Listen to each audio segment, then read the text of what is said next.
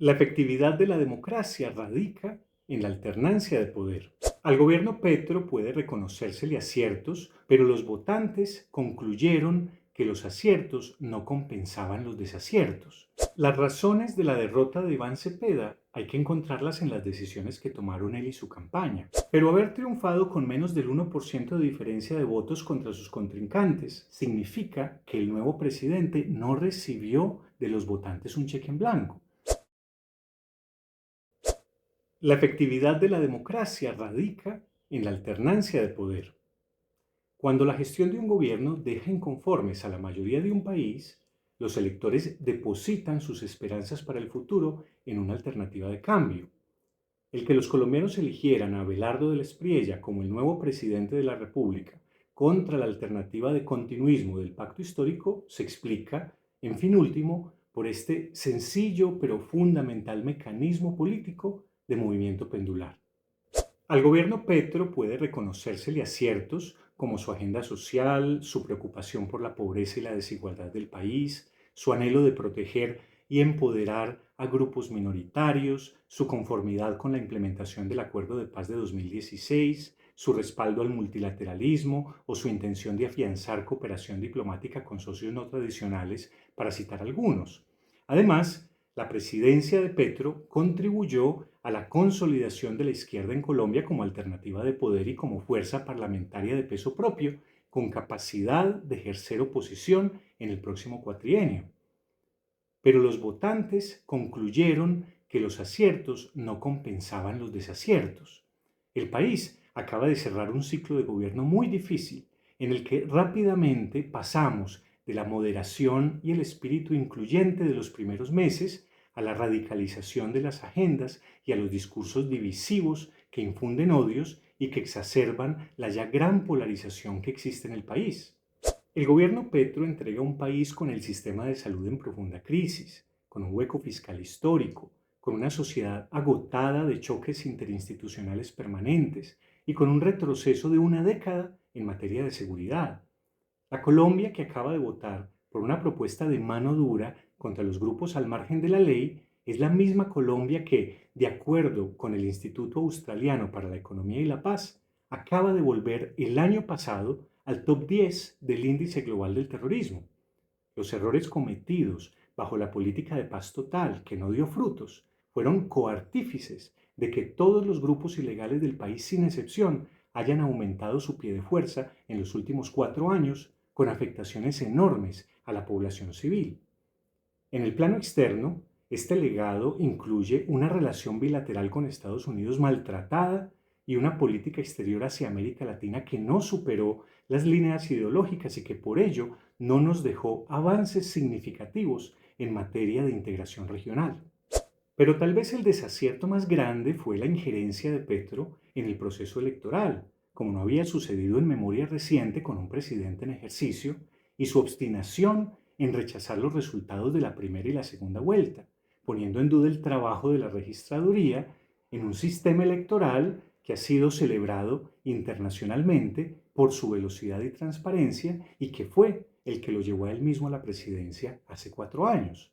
Este ejemplo no debe seguirse por ningún futuro presidente de Colombia si la salud de nuestra democracia nos importa. Debemos fortalecer una cultura política en la que se respeten las reglas de juego y las instituciones. Las razones de la derrota de Iván Cepeda hay que encontrarlas en las decisiones que tomaron él y su campaña. Cepeda no mostró suficiente apertura de diálogo y concertación con otros movimientos políticos.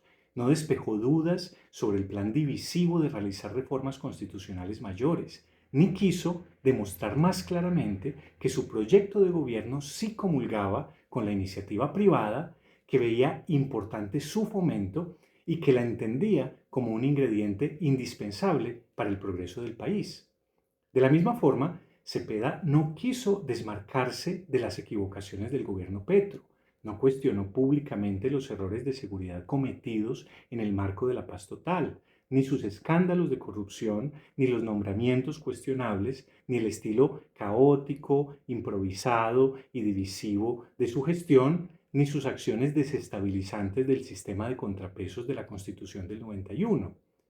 Por no haber dado señales menos confusas, Imaginar que Cepeda podía gobernar distinto que Petro era una mera especulación y miles de votantes afines a muchas de sus propuestas no quisieron correr ese riesgo.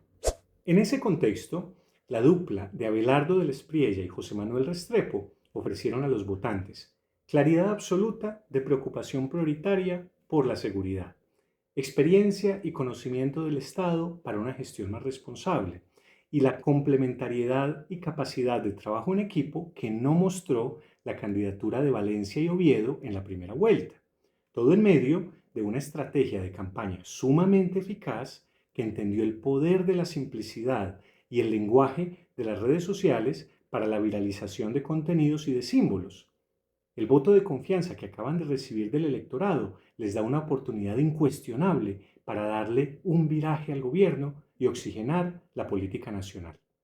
Pero haber triunfado con menos del 1% de diferencia de votos contra sus contrincantes, el margen más cerrado de la historia reciente del país, significa que el nuevo presidente no recibió de los votantes un cheque en blanco. Los colombianos optaron por un cambio de gobierno, pero no pretenden un viraje extremo.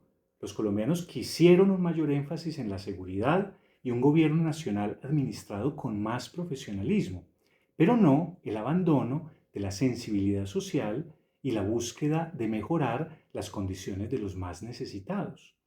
A este país dividido, sometido a los temores y rencores de una campaña ruda desde todos los bandos, le conviene un gobierno cauto, moderado e inclusivo, en el que sanemos heridas, deliberemos desde el respeto, construyamos consensos cada vez que se pueda y recuperemos la confianza. La combatividad de la campaña puede perfectamente dar paso a la mesura propia de las responsabilidades de la jefatura del Estado. Más allá de un simple cambio de orientaciones políticas, un cambio de estilo como ese es el que haría la verdadera diferencia frente a lo que nos tuvimos que acostumbrar los colombianos en el gobierno saliente. Por último, tal vez la mejor noticia de estas elecciones y que todos deberíamos estar destacando fue que el país logró la mayor participación de votantes de toda la historia en la segunda vuelta de una elección presidencial. El fortalecimiento de la democracia en Colombia no es una tarea únicamente del alto gobierno, sino de toda la sociedad. En la medida en que los ciudadanos nos mantengamos atentos, activos, exigentes y vigilantes de lo político y de las instituciones, es como construimos una cultura política robusta y cuidamos nuestra democracia. La ciudadanía activa es el contrapeso definitivo de cualquier democracia. Su dinamismo y su supervisión crítica terminan contribuyendo al buen gobierno. Por ende, que estas elecciones hayan aumentado la participación política en un país tradicionalmente apático es un desarrollo muy positivo. Colombia puede aprovechar este momento de activación política sumándose esfuerzos dirigidos desde diversos sectores para que el país pueda seguir construyendo una democracia más sólida, ya mismo en el corto y mediano plazo. Deseémosle éxito al nuevo gobierno en la consolidación de un país más próspero e incluyente. Desde este canal, en la serie en curso, seguiremos aportando reflexiones e ideas para la construcción de la política exterior que necesita Colombia. Muchas gracias.